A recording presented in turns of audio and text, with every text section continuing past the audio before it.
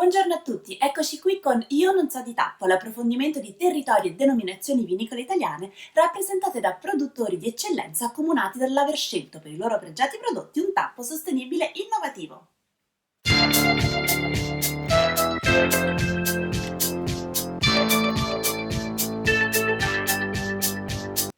Oggi andiamo in Trentino, nel cuore della Val di Non, un vasto altopiano circondato da montagne, una zona dall'aria particolarmente salubre ma ormai dominata dalla coltivazione delle mele. Un tempo però era vocato anche per la viticoltura ed è proprio qui che ha trovato spazio sul lato orientale questa cantina che ha ripiantato il primo vigneto della zona a una quota che sfiora i 1000 metri sul livello del mare. E lo ha fatto scegliendo un vitigno resistente, ossia uno dei vitigni innovativi denominati Piwi, abbreviazione del nome originario tedesco che non oso neanche pronunciare.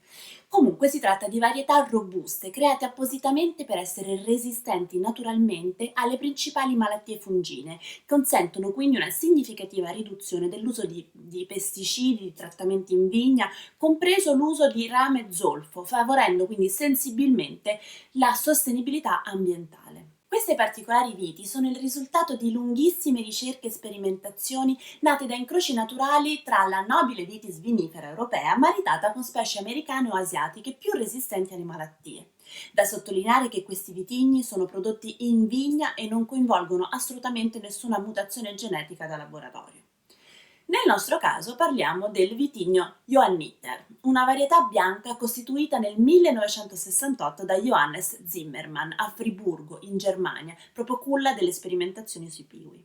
Si tratta di un complesso incrocio che vede come protagonisti il Riesling e il Pinot Grigio. In Italia è ancora davvero molto poco conosciuto, poiché solamente di recente ne è stata autorizzata la coltivazione.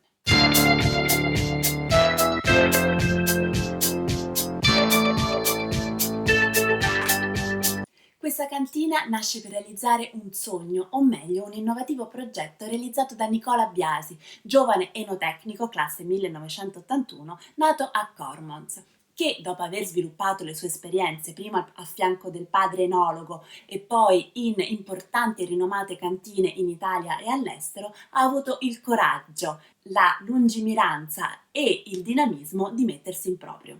Oltre a fare il consulente per svariate cantine, da un terreno di proprietà della sua famiglia a quasi 1000 metri sopra il livello del mare, ha ricavato una vigna di circa 1 ettaro per produrre un solo vino, denominato Vin de la Neu, ossia il vino della neve, così chiamato perché la prima vendemmia venne fatta su vigneti completamente innevati.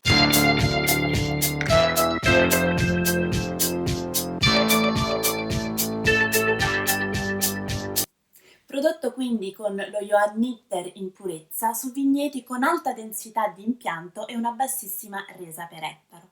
Viene fatto fermentare e maturare per circa 12 mesi in barrique di rovere francese, a cui segue almeno un altro anno di affinamento in bottiglia. Ne deriva un vino dal colore giallo brillante con riflessi verdolini e al naso e ha profumi accattivanti che spingono soprattutto verso la parte floreale e dei ricordi erbacei. Non mancano sentori fruttati, in particolar modo possiamo trovare la melacotogna o la nespola, così come degli agrumi quali il mandarino e dell'ananas. In bocca invece ha una grandissima avvolgenza, è carezzevole, è pieno, ma soprattutto fuoriesce questo suo lato dinamico e vibrante, un vino di grandissima acidità e bellissima sapidità, un grande equilibrio, una grande eleganza che si schiudono in un finale molto molto persistente. Il numero di bottiglie prodotte è irrisorio, poco più di 500 e soli 30 magnum, ovviamente sono tutte numerate. Per quanto riguarda invece l'abbinamento, è un vino di grande versatilità che può accompagnare piatti saporiti così come cucine speziate. Ad essere premiato poi quest'anno da VinoWay non è stato solo il vino che ha preso 97 punti, ma anche Nicola Biasi stesso, che è stato nominato come miglior giovane enologo del 2021.